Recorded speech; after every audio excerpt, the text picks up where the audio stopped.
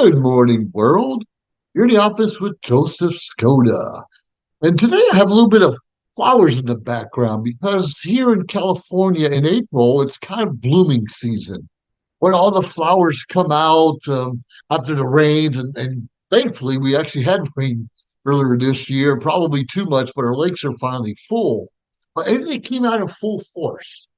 And what's so exciting if you're driving down the 101, which I live off the 101 highway in California, and you look up in the hills. Some will call them mountains, they're really hills, but they're kind of tall.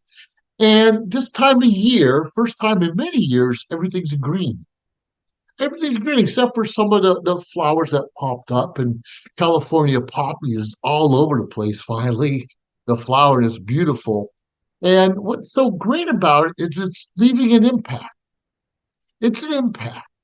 So I want to talk to you a little bit about today about leaving an impact on others, impact definitely on your children, impact on your legacy, provided you want to leave one for anyone behind you to begin with.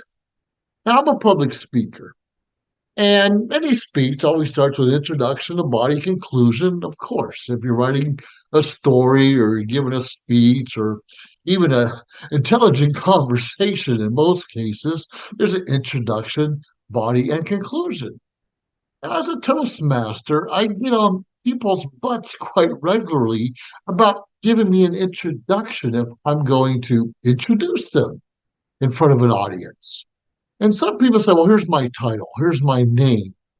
Okay, Joe Skoda likes fun, Joe Skoda. That doesn't give a big impact or even the audience an idea of what I'm going to talk about.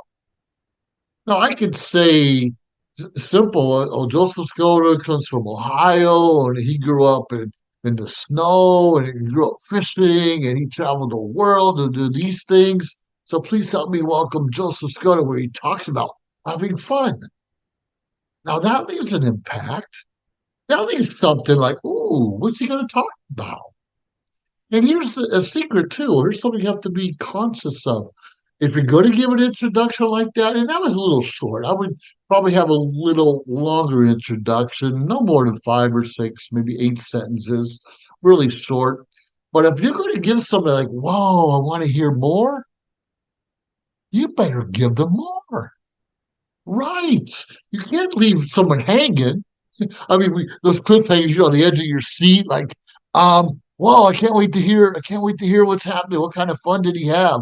Where has he been? What's he doing? When's the next vacation coming up? And sometimes, even now, even though I'm a public speaker, I'll leave that cliffhanger, but I don't explain my story well enough. You see, I can easily say the 21 years of the Air Force, I'm stationed in the Philippines, Okinawa, Saudi Arabia, South Carolina, Arizona, Maine, and so forth and so on, and the Panama, Korea, Kuwait, all the other things. But it's not really a story. It's just like, ooh, I've been there and you haven't. Oh, I did this and you didn't. I actually rappelled out of helicopters and down mountains, believe it or not. If you look at me, and thankfully I'm not standing at the moment, you're like, are you kidding me? You're too out of shape to do any of those things. Well, I did retire from the Air Force like 17 years ago, and I have gotten a little bit out of shape since then, of course. I'm not as strong as I used to be, and that's not my priority. But the point is, we tell someone we're going to leave an impact, then we kind of do. And part of being a Toastmaster also, not only do you speak, you have an opportunity to be a kind of grammarian and check people's ahs, knows, so's, things like that, and as well as timer, but you have an opportunity to be an evaluator. And why I came up with this topic about impact right now is because I just wrote an evaluation for a distinguished Toastmaster who happens to live in the Philippines. Her name is Phoebe Pendant, PhD candidate right now, and going to finish those things up. And very intelligent woman. And she's a nurse and some other things going on. And she talks a little technical sometimes. And she's traveled the world and she's seen things and been to places I never even heard of. And the law studies here in the United States also. And But sometimes when she speaks, it's not necessarily monotone because I speak a little more boisterous or boisterous than the average person, and I pause a little bit differently, and I can get excited and get your attention in my own way. But she was given an acceptance speech because she just won an award recently from the university she went to, and she was being recognized, and it was good. But I felt she could have gave a little more impact. Like, wow, okay, I did this, I won this, I'm surprised, I'm shocked, I'm grateful, so forth and so on. But I didn't hear that closing message. Like, if you work on determination and discipline and dedication, you can accomplish all these things too. Now she did it in her own way, and nothing wrong with that. But it depends on your audience. Now I'm speaking to a camera right now, of course, and there's no audience behind me or in front of me at the moment. And if you're speaking in a small room or with a couple people, or you're speaking in a big room, it's obviously you're going to act a little bit differently. Like I will over exaggerate my gestures.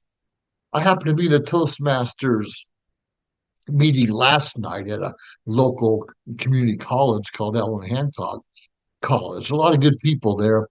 And I invited a friend of mine who's a doctor, also Dr. David Lohman, and Air Force veteran like me. And he gave some pointers to the audience. I mean, me and him have been friends for a long time, but I'm always learning something from him. And he mentioned that sometimes you need to over exaggerate. And we were doing a table topic session where he'd ask a question. And part of being a table topics master is to ask the question, get everyone on the edge of their seats. Is he going to call on me? Is he going to call on me? What's the question going to be like? And he did really well. He asked me a really simple question. Well, first of all, he asked the audience, all right, there's a baby elephant and he's stuck in the muddy murk. What are you going to do to get him out? Something like that. And he says, Joseph. So it was on me. Now, realize there's 10 people or more in the audience, and he could have called on any one of us. So we have to think about what would I do? What would I say? And he's like, make sure that you play the part, not just say, well, I get a tow truck and get them out. No, I went around, okay, everybody get around. Everybody, we're going to do a prayer. Everybody put your hands around this elephant and wish it or pray it up in the air, something like that. Okay, everybody lift. Everybody lift. And I did like 3 or 4 times. It didn't work. Okay, we need to try something else. But the point is, I was leaving an impact and something for the other ones behind me to follow and do their own thing, but still the importance. Sometimes we have to over exaggerate if you're talking or speaking. Now, not to say over exaggerate your story per se, but over exaggerate the gestures, maybe just a smile, whatever it is to get people's attention because we always hear facts tell and stories sell. Facts tell and stories sell. Okay, there's a million people in the world, and we know there's billion. I think it's 8 billion people in the world. And I was in a little town last week called Harmony, California, and I did a video on it. And there's 18 people on the registry in that town. Okay, so say Harmony, got 18 people. Okay, wonderful. They may remember it, they may not. But I say, oh, Harmony. Wow, it's known for its winery. They have a great winery up there. And it tastes like this. You're overlooking the valley and you're drinking, you're seeing the cows out there that are making milk specifically for the I don't know, the locals and they make the best ice cream here. They have sprinkles, they have a frame, and you can rent the town and so forth and so on. And all those things are true.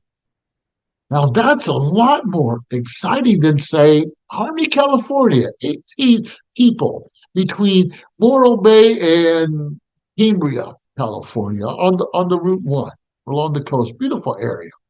But when you leave a story behind it, people are like, wow, a winery and cows, this little town, I want to check it out. What are you and I doing and saying and being involved in that people want to check it out? want to check us out. What are you and I doing to leave an impact on our children? We don't have to be multimillionaires. We don't have to have the best job in the world. We don't have to have the nicest house. But like my haircut, but what are we doing to just leave a positive influence and impact on everyone around us? Now we all have bad days. We all have bad days. We have a pain. In fact, my left foot right now is wrapped up. I'm gonna have an ankle pain off and on for several months now. But my kids don't need to see that. My friends don't need to see that. And you don't need to see my pain unless you're talking about something about pain. And it's okay to be real. We should be real. Like, yeah, and my ankle, my foot does hurt. And I'm going to take it out. And the bottom line is I have flat feet. And as I gotten older and put on a few pounds, let's be realistic, put a few pounds, there's more pressure on my ankle and my feet than ever before. So obviously I have to lose a few pounds, get that arch back inside my shoes, which I haven't worn in a long time, and just take it easy. And that can leave a positive impact on others. Say, I know I got health issues. I know I have problems. I know I have a little bit more pain than I should in a person my age. I do have arthritis also. And just so that, well, this is what I'm doing to get out of that funk. This is where I'm going to release some of that pain, make it a little bit easier.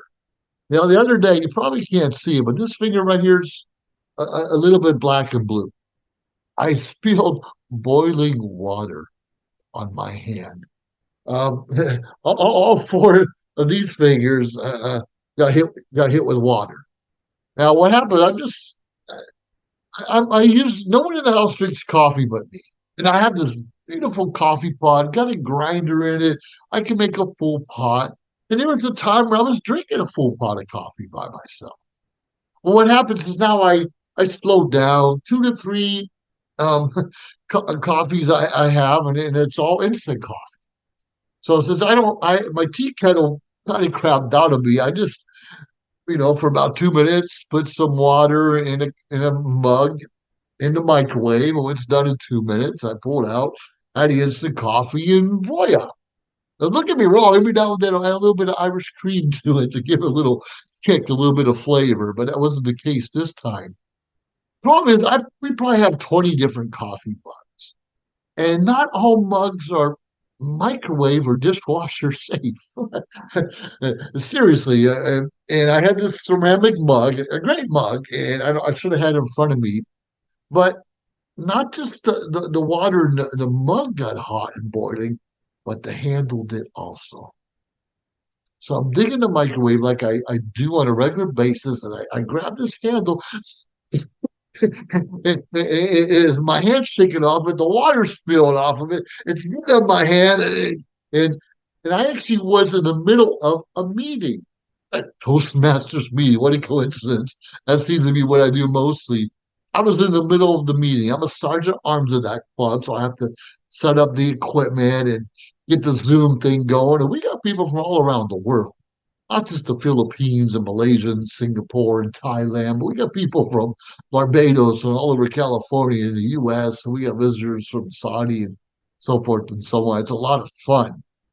But when you're trying to leave an impact, like this is a friendly club, come join us. And I was smart enough to shut my video off, which you can do in a meeting. And I'm out there getting my coffee ready, and I'm coming back. Oh, this hurts. This hurts. We need to pay attention to things that hurt us and let people know. And I mentioned, like, yeah, I burned myself. And later on that day, I had a meeting with someone. And they called me, and I said, I'm a little bit behind. I said, have you ever spilled boiling water on yourself? And I said, I did all over my hand. This woman's like, well, yeah, once upon a time I did it on my head. Like, oh, that's a whole different story. She poured boiling water on her head by accident. I didn't get the whole story or situation, but hand head, things will leave a bigger impact on you than some other things. Regardless of what we're talking about or what we're doing in life, what are we doing to be positive? I mean, we might wake up one side of bed or the other, and we might be pissed off from the night before someone did us wrong, lost a job, stock market, so forth and so on. quite frankly, look at our government. There's a reason right now to be um, angry. But we still have to leave a positive aura around those around us.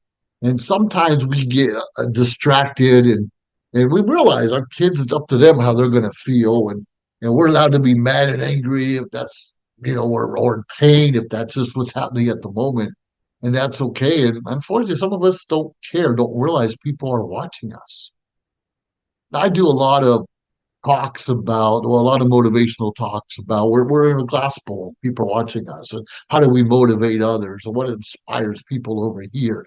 And I do a lot of training. So please reach out to me if you need something like that. Because I get off. That doesn't right. Anyways, I get excited when I'm passionate and talk about something that means a lot to me. But with that being said, if you have a story and you want to find a way to motivate others, if you want to find a way to inspire others, and like I said, leave a good speech, introduction, body, conclusion. And remember, facts tell, but stories really sell. I poured boiling water a lot of places, and sadly, my girlfriend poured some in her lap a couple months ago, making soup, and it spit all over her. But it's a long story, and some things never quite heal as right as they're supposed to. And she's going to get mad at me for mentioning those kinds of things. But we all have stuff in our life that hurts, that's painful, that's negative, that leaves us uncertain about the future. And that's okay. But look at the flowers behind me. They're blooming. In fact, I'm even going to change the background a little bit. For instance, here's some more flowers, some more blooming going in California. I did a speech not too long ago that asked me, "What's your favorite flower?" And it wasn't the rose, it wasn't the carnation, it wasn't even the California poppy. It was this one. You know this one? The dandelion. We don't see a lot of dandelions in California, and but they're all over the Midwest in Ohio where I grew up with. And what's exciting about them, I know it's just old wives' tale, but if you rub a dandelion or someone's chin and their chin or their face turns yellow, then they like butter. I don't know how true that is. It doesn't matter. But what are some of the suggestions or old wives' tales that you've heard like over the years, and you don't know if it's true or not? But the dandelion, obviously, if you rub it hard enough, your chin is definitely going to turn yellow. Very interesting, different things we do in our lives, and it will leave an impact. So I challenge each and every one of you to find a way to leave a positive impact. Negative. I mean, if someone did you wrong, yeah, you definitely want to leave an impact. I got you. I totally understand you. But whatever it is, make sure it counts. Make sure whatever you do counts. It means something. I love this gavel. I used to carry around a lot, and I installed new officers the other day, disabled American veterans in San Luis Obispo, and I brought my gavel with me. And I use it quite a bit when I just to leave an impact, to leave a message that people can remember. And all of you know, I like a good old fedora, a good old hat. But what do you do so people are going to remember you and what you have to say, and more importantly, what you stand for? With that being said, this has been Joseph Skoda in the office, and I look forward to hearing some of the things that you're doing out there. And please subscribe to our channels and look out there for one another. Have yourself a good life. Nothing's perfect. Neither are we, but that's okay. We can still have a good life. Have a great day, everyone. Joseph Skoda, over and out. Bye. If you liked our show, please subscribe to our YouTube channel or find us on any social media platform, Instagram, of course, Facebook. Like, subscribe, share. We appreciate it. Let us know your thoughts and join our team. Anyways, we appreciate you staying tuned week after week, day after day, because we continuously build up our network to bring to you what you're asking for. Have a great day.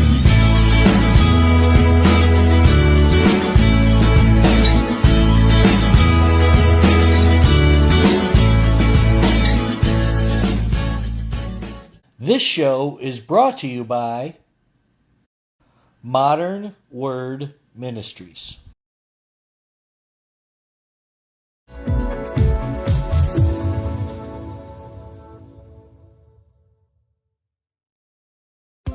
Trying to buy a home these days is tough. We know. We hear it every day. Home inventory is at an all-time low. It's a seller's market, and cash buyers have the advantage.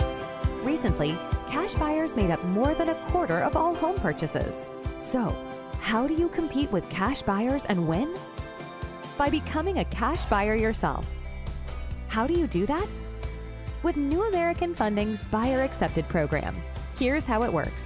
Buyer Accepted LLC, an affiliated company of New American Funding, will buy your new home with cash and sell it back to you for the original purchase price, plus a service fee that can be added to the purchase price of the home once you secure mortgage financing with New American Funding.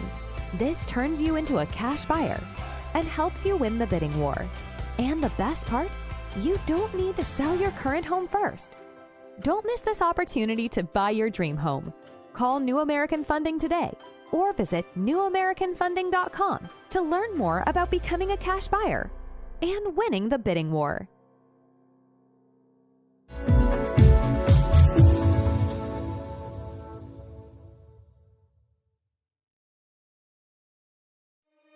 I can already feel you judging me, and not for what I've done in the past, but for what I'm about to do. I had what mattered, and I got careless. Like, I don't deserve more. I don't deserve sympathy. I don't deserve to be here. Where the hell are you? Why aren't you answering your phone? Jenna! What is the matter with you? Someone once told me, you may not be everybody's cup of tea, but you're somebody's shot of whiskey. Excuse me, ma'am. My car ran out of gas and I left my wallet at home. Could you please spare a couple dollars so I can refuel my vehicle? I literally have nothing. What's it gonna take to get you to join the program? Get back, dog! If Jesus wanted you to have a dog, he would have blessed you with a foal and a leash now, wouldn't he?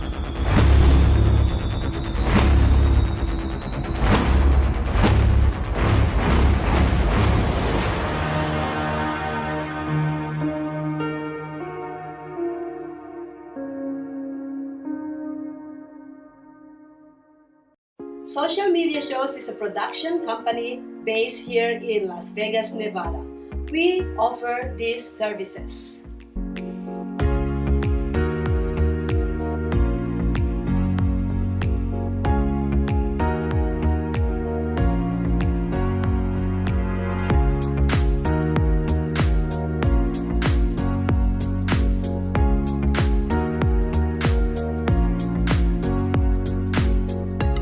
We've been streaming shows live in real time for over 4 years on major social media platforms and also on our website socialmediashows.com.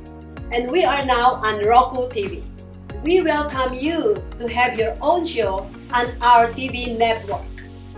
Call us 651-955-8743 or email us at admin@socialmediashows.com.